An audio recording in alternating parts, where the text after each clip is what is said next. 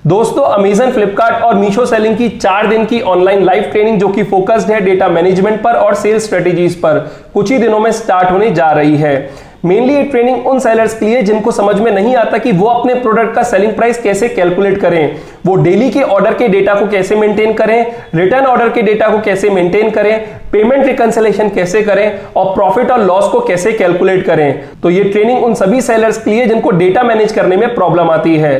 तो अगर आप इस ट्रेनिंग को लेने में इंटरेस्टेड है तो मुझे इस व्हाट्सएप नंबर पर कॉन्टेक्ट कर सकते हैं। नमस्कार दोस्तों, मैं हिमांशु आप सभी का स्वागत करता हूं अपने यूट्यूब चैनल ई सेलिंग ज्ञान में। दोस्तों आज की वीडियो सभी फ्लिपकार्ट सेलर्स के लिए बहुत ही ज्यादा इंपॉर्टेंट होने वाली है। इस वीडियो में हम फ्लिपकार्ट एडवर्टीजमेंट के बारे में बिल्कुल एकदम बेसिक से जानेंगे। तो अगर आपने हाल ही में अपना बिजनेस फ्लिपकार्ट पर स्टार्ट किया है तब तो ये वीडियो आपके लिए बहुत ही ज्यादा इंपॉर्टेंट होने वाली है। और अगर आप पुराने सेलर हैं और आज तक आपको फ्लिपकार्ट एडवर्टीजमेंट के बारे में ठीक तरीके से समझ में नहीं आया है तो फ्रेंड्स इस वीडियो को एंड तक जरूर देखिएगा। मैं गारंटी से कहता हूं कि आपको फ्लिपकार्ट एडवर्टीजमेंट के बारे में समझ में आ जाएगा। तो बिना देरी करे फ्लिपकार्ट एडवर्टीजमेंट के बारे में जानना शुरू करते हैं। अब सबसे पहले डिस्कस करते हैं कि एक फ्लिपकार्ट सेलर को फ्लिपकार्ट पर एडवर्टीजमेंट करने की जरूरत क्या पड़ती है। देखिए आपको पता है कि फ्लिपकार्ट पर करोड़ों कस्टमर रजिस्टर्ड है जो कि फ्लिपकार्ट के थ्रू ऑनलाइन शॉपिंग करते हैं। तो जब भी कोई कस्टमर फ्लिपकार्ट पर शॉपिंग करने के लिए फ्लिपकार्ट ऐप को या फ्लिपकार्ट वेबसाइट पर जाता है तो वो कोई प्रोडक्ट सर्च करता है। जैसे मान के चलिए उसको चाहिए स्पोर्ट्स शूज, तो उसने स्पोर्ट्स शूज को सर्च किया। अब उसके पास एक लिस्ट ऑफ प्रोडक्ट आ जाती है जो कि काफी लंबी लिस्ट होती है, मल्टीपल पेजेस में मल्टीपल प्रोडक्ट्स होते हैं। अब अगर आप एक ऐसे सेलर हो जिसने 2 महीने पहले ही फ्लिपकार्ट पर रजिस्टर किया है और आप स्पोर्ट्स शूज कैटेगरी में ही डील करते हो, आपने अपने प्रोडक्ट लिस्ट कर दिए, आपको पता है आपका प्रोडक्ट कहीं से भी उस कस्टमर को नहीं दिखने वाला, जबकि वो धूल आप ही के तरह के प्रोडक्ट रहा है लेकिन उसको फिर भी आपका प्रोडक्ट नहीं दिखने वाला। रीजन ये हो सकता है कि अभी आपके प्रोडक्ट की इतनी विजिबिलिटी अच्छी नहीं है। रीजन ये भी हो सकता है कि स्पोर्ट्स शूज कैटेगरी में मल्टीपल सेलर्स हैं और उनमें से कुछ सेलर्स तो बहुत अच्छा परफॉर्म कर रहे हो तो उन्हीं के प्रोडक्ट जो है कस्टमर को दिख रहे हो। तो ऑब्वियसली एज अ सेलर आपको लगेगा फिर मैं इनको कैसे कंपीट कर पाऊंगा। अगर हम ऑर्गेनिकली बात करें कि आप उन कॉम्पिटिटर्स के साथ अच्छे से कंपीट कर पाओ तो उसके लिए आपको काफी ज्यादा समय लग जाएगा। ऑर्गेनिकली आपकी लिस्टिंग की विजिबिलिटी बढ़ने में ऑब्वियसली बहुत सारा समय लगेगा क्योंकि वो सेलर जो पास्ट में 4-5 साल से फ्लिपकार्ट पर सेल कर रहे हैं, अच्छा परफॉर्म कर रहे हैं, आप उनकी लिस्टिंग को कंपीट नहीं कर पाओगे। अब ऑब्वियसली बात है, एक कहावत है कि जो दिखता है वो बिकता है। अब अगर आपका प्रोडक्ट कस्टमर को दिख ही नहीं रहा तो वो उसे खरीदेगा क्या, इररिस्पेक्टिव ऑफ कि आपने बहुत हाई क्वालिटी की इमेज लगा रखी है, आपने लिस्टिंग बहुत अच्छे से कर रखी है, आपने बहुत अच्छे से इंफॉर्मेशन प्रोवाइड कर रखी है, आपका टाइटल डिस्क्रिप्शन बहुत अट्रैक्टिव है, लेकिन जब आपका प्रोडक्ट दिख ही नहीं रहा आपके टारगेट कस्टमर को तो आपको ऑर्डर्स कहां से आएंगे। और यही फ्लिपकार्ट एडवर्टीजमेंट का रोल आता है। फ्लिपकार्ट एडवर्टीजमेंट के थ्रू कोई भी सेलर अपने प्रोडक्ट पर एडवर्टीजमेंट करके उसकी रैंकिंग बढ़ा सकता है। यानी कि भले ही वो नया सेलर है, भले ही उसे बहुत ज्यादा समय नहीं हुआ है, फिर भी वो अपने प्रोडक्ट को फर्स्ट पेज पर ला सकता है। ये सब पॉसिबल है फ्लिपकार्ट एडवर्टीजमेंट से। और एक बार जब किसी सेलर का प्रोडक्ट फर्स्ट पेज या सेकंड पेज पर दिखने लग गया तो कस्टमर को आपका प्रोडक्ट दिखने लग जाएगा। और जब ज्यादा कस्टमर देखने लग जाएंगे आपको प्रोडक्ट तो ऑब्वियसली कुछ ना कुछ उसे खरीद भी लेंगे। तो जब आपका प्रोडक्ट एडवर्टीजमेंट के थ्रू दिखने लग जाएगा तो उसके बिकने के चांसेस ऑटोमेटिकली बढ़ जाएंगे। तो इसलिए फ्लिपकार्ट एडवर्टीजमेंट की जाती है। अब देखिए फ्लिपकार्ट एडवर्टीजमेंट के बारे में अच्छे से समझने के लिए पहले ना सबसे पहले आपको कुछ टर्म्स बहुत अच्छे से क्लियर होनी चाहिए। मतलब ये टर्मिनोलॉजी है जो कि एक सेलर को पता ही होना चाहिए अगर आप फ्लिपकार्ट एडवर्टीजमेंट कर रहे हो। देखिए सबसे पहला टर्म है व्यू। व्यू क्या होता है? आपने एडवर्टीजमेंट किया, मान के चलिए आपने एडवर्टीजमेंट किया और उसके बाद उस एड को कितने लोगों ने देखा वो बताता है व्यू। मतलब कितने व्यू उस पर्टिकुलर एड के हुए वो बताता है व्यू। दूसरा है क्लिक।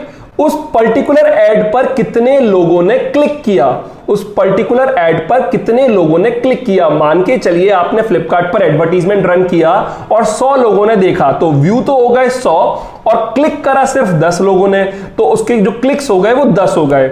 यहीं पर एक तीसरी टर्मिनोलॉजी आती है, वो आती है क्लिक थ्रू रेट। अब क्लिक थ्रू रेट क्या है? देखिए क्लिक थ्रू रेट रेशियो है कितने लोगों ने आपके प्रोडक्ट पर क्लिक किया डिवाइडेड बाय कितने लोगों ने आपके प्रोडक्ट को देखा, यानी कि number of clicks upon number of views. तो ये आपका क्लिक थ्रू रेट हो जाता है। नेक्स्ट है यूनिट सोल्ड। तो ऑब्वियसली कितनी यूनिट सोल्ड हुई आपके एडवर्टीजमेंट करने से वो यूनिट सोल्ड में आ जाता है। नेक्स्ट है कन्वर्जन रेट। कन्वर्जन रेट क्या होता है? जितने लोगों ने क्लिक किया उनमें से कितने लोगों ने उसे खरीदा, यह आपका कन्वर्जन रेट बताता है। मतलब जितने लोगों ने खरीदा डिवाइडेड बाय जितने लोगों ने क्लिक किया, तो यह आपका कन्वर्जन रेट हो जाएगा। नेक्स्ट है एड स्पेंड। आपने अपने एड पर कितना खर्चा किया, वो हो जाता है एड स्पेंड। और लास्ट है आरओआई। आरओआई यानी कि रिटर्न ऑन इन्वेस्टमेंट। तो रिटर्न ऑन इन्वेस्टमेंट रेशियो है कि आपने कितना रेवेन्यू जनरेट किया डिवाइडेड बाय आपने कितना एड पर स्पेंड किया। तो ये रेशियो हमें बताता है कि आपका आरओआई क्या है। तो ये कुछ टर्मिनोलॉजी है जिसके बारे में हर एक फ्लिपकार्ट सेलर को जरूर पता होना चाहिए। अब बात करते हैं फ्लिपकार्ट कैंपेन टाइप की। तो देखिए फ्लिपकार्ट में जब आप एडवर्टीजमेंट करते हो ना, तो दो तरह के कैंपेन होते हैं। एक है सीपीसी कैंपेन, दूसरा है स्मार्ट आरओआई कैंपेन। अब सीपीसी कैंपेन क्या है और स्मार्ट आरओआई कैंपेन क्या है, इसके बारे में हम डिस्कस करते हैं। तो देखिए सीपीसी यानी कि कॉस्ट पर क्लिक। तो सीपीसी कैंपेन को समझाऊं उससे पहले मुझे एक बात दिमाग में आई, सबसे पहले मैं वो बता देता हूं। देखिए फ्लिपकार्ट पर ना एडवर्टीजमेंट करने का सबसे बड़ा बेनिफिट ये है कि आपको ना ऐड दिखाने के पैसे नहीं लगते हैं। ऐड दिखाने के पैसे नहीं लगते हैं, लेकिन जब कोई कस्टमर उस ऐड पर क्लिक करता है तब आपको पैसा लगता है। यानी कि वहां पर जो कॉस्ट चार्ज होती है वो पर क्लिक चार्ज होती है, कॉस्ट पर क्लिक चार्ज होती है। मतलब मान के चलिए आपने एडवर्टीजमेंट किया, आपके प्रोडक्ट को 100 लोगों ने देखा लेकिन एक भी लोग ने क्लिक नहीं किया, तो आपको एक भी एडवर्टीजमेंट कॉस्ट नहीं लगेगी। लेकिन वहीं पर 100 लोगों ने देखा और 10 लोगों ने क्लिक किया और आपका जो सीपीसी था वो 10 रुपए था, तो 10 रुपए सीपीसी था, 10 लोगों ने क्लिक किया, तो 10 into 10 यानी कि 100 रुपीज आपका एड स्पेंड हो गया। समझ में आई चीज? तो सीपीसी यानी कि कॉस्ट पर क्लिक। अब हम सीपीसी कैंपेन के बारे में डिस्कस करते हैं। तो देखिए आपको सीपीसी कैंपेन में क्या करना होता है, आपको बिडिंग करनी होती है। सबसे पहले आपने प्रोडक्ट चूज कर लिए जिन पर भी आपको कैंपेन लगाना है, जिन पर भी आपको सीपीसी कैंपेन चलाना है, आपने वो प्रोडक्ट चूज कर लिए।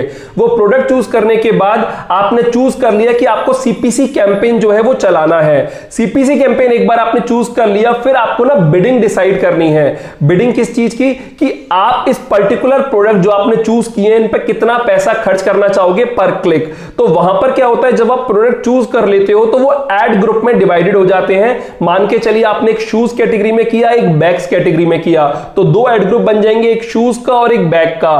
तो वो जो फ्लिपकार्ट है वो आपको ना एक रेंज सजेस्ट करता है कि आपकी जो बिडिंग है वो किस रेंज में होनी चाहिए। आप अपने हिसाब से कुछ भी बिडिंग रख सकते हो, लेकिन रिकमेंडेड होता है कि जो विनिंग बिड रेंज फ्लिपकार्ट ने बताई है आप उसी में कुछ रखो तो ज्यादा बेटर रहेगा। अब एक तो होती है बेस बिड जो कि आपको रखनी होती है हर एड ग्रुप के हिसाब से। बाकी उसके बाद जो अलग अलग प्लेसमेंट होते हैं कि आपको अपना प्रोडक्ट होम पेज पर दिखाना है या फिर ब्राउज पेज पर दिखाना है, मतलब कस्टमर कोई प्रोडक्ट सर्च करे तब मेरा प्रोडक्ट दिखने लग जाए, या फिर आपको जो प्रोडक्ट है वो प्रोडक्ट पेज पर दिखाना है, यानी कि कोई कस्टमर प्रोडक्ट को ओपन करे तो नीचे सजेशन में आपका प्रोडक्ट दिखने लग जाए। उस हिसाब से ना अलग अलग आप बिडिंग डिसाइड करते हो कि जो बेस बिड है उस पर कितना परसेंट अबव आपको इन पेज के लिए बिडिंग करनी है। नॉर्मली ये परसेंटेज बेसिस पे किया जाता है। मान के चलिए आपने बेस बिड रखी 5 रुपए और आपने होम पेज की बिड रखी 20% ऑफ 5 रुपए, तो 20% ऑफ 5 रुपए कितना हो जाएगा? 20% ऑफ 5 रुपए हो जाएगा 1 रुपए। तो होम पेज की जो बिडिंग हो गई वो 6 रुपए हो गई। इस तरीके से आपको सर्च एंड ब्राउज पेज की, प्रोडक्ट पेज की आपको ना बिडिंग करनी होती है। तो एक बार आपने अलग अलग प्लेसमेंट के हिसाब से बिडिंग एडजस्ट कर दी, उसके बाद आप कीवर्ड्स लिख सकते हो, नेगेटिव कीवर्ड्स। मतलब ये वो कीवर्ड होते हैं जिन पर आप चाहते हो आपके प्रोडक्ट नहीं दिखें। मान के चलिए आप स्पोर्ट शूज सेल कर रहे हो और आप चाहते हो कि लेदर शूज कोई लिखे तो आपका प्रोडक्ट नहीं दिखे, तो आप एक्सक्लूड कीवर्ड्स में जाके लेदर लिख सकते हो। तो इस तरीके से आपने एक्सक्लूड कर दिया कीवर्ड। आपको उधर बजट डिसाइड करना होता है कि कितना बजट आपको इस कैंपेन पे खर्च करना है, और ये सब एक बार करने के बाद आपको कैंपेन जो है वो चालू कर देना होता है। इसी तरीके से दूसरा कैंपेन होता है स्मार्ट आरओआई। अब स्मार्ट आरओआई में ना आप एक झंझट से बच जाते हो कि आपको जो कॉस्ट पर क्लिक यानी कि सीपीसी डिसाइड नहीं करनी होती। आरओआई में आप क्या करते हो, एक रिटर्न ऑन इन्वेस्टमेंट बताते हो कि आपको कितना आरओआई चाहिए अपनी इन्वेस्टमेंट पर, आपको ये बताना होता है सिर्फ। बाकी आपको जैसे आपने सीपीसी में प्रोडक्ट चूज किए वैसे स्मार्ट आरओआई में भी आपको प्रोडक्ट चूज करने हैं। प्रोडक्ट चूज करने के बाद आपको आरओआई बताना है कि कितना आरओआई चाहिए आपको पर्टिकुलर एड ग्रुप पर, और फिर आपको कैंपेन जो है वो चालू कर देना है। अगर आप चाहते हैं कि सीपीसी कैंपेन और स्मार्ट आरओआई कैंपेन को मैं सिस्टम पर ले जाकर समझाऊं कि कैसे क्रिएट किए जाते हैं कैंपेन, तो आप मुझे कमेंट सेक्शन में जरूर बता दीजिएगा, मैं नेक्स्ट वीडियो इनके ऊपर जरूर बताऊंगा। लेकिन आप इधर एक चीज समझ लीजिए, प्रोडक्ट ना हमारे 3 तरीके के होते हैं।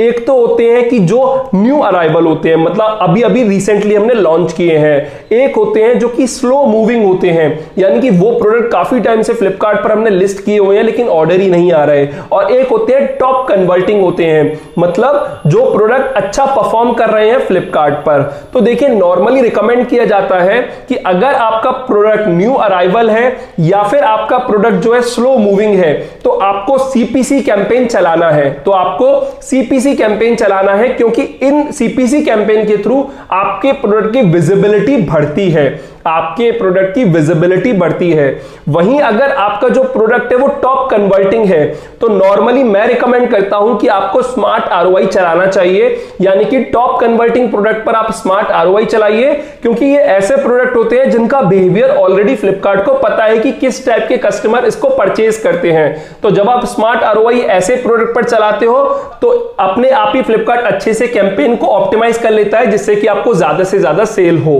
तो न्यू अराइवल और स्लो मूविंग के लिए सीपीसी कैंपेन रिकमेंडेड है, और टॉप कन्वर्टिंग एसक्यूज के लिए स्मार्ट आरओआई कैंपेन रिकमेंडेड है। तो मुझे लगता है कि अब आपको फ्लिपकार्ट एडवर्टीजमेंट के बारे में काफी कुछ समझ में आया होगा।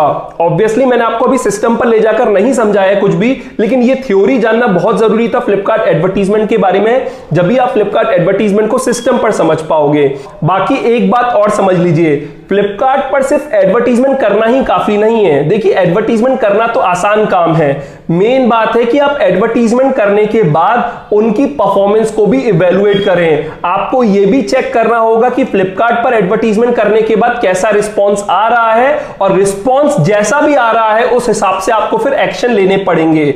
अगर आप चाहते हैं कि इनके बारे में अच्छे से मैं आपको डिटेल में समझाऊं, तो मुझे कमेंट सेक्शन में जरूर बताना। मैं सोच रहा हूं कि फ्लिपकार्ट एडवर्टीजमेंट के ऊपर एक कंप्लीट सीरीज बना दूं, जिससे कि आपको फ्लिपकार्ट एडवर्टीजमेंट के बारे में A to Z सब कुछ समझ में आ जाए।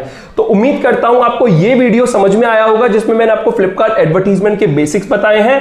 वीडियो अगर आपको अच्छा लगा और हेल्पफुल रहा हो तो इस वीडियो को लाइक कर दीजिएगा, अपने फ्रेंड्स और फैमिली के साथ ये वीडियो जरूर शेयर कीजिएगा। और अगर आप मेरे चैनल पर नए हो और पहली बार आए हो तो इस चैनल को सब्सक्राइब कर दीजिएगा, क्योंकि मैं ऐसी ही ऑनलाइन सेलिंग से जुड़ी वीडियोस अपने चैनल पर लाता रहता हूं। फिलहाल अभी के लिए मैं चलता हूं। Thank you.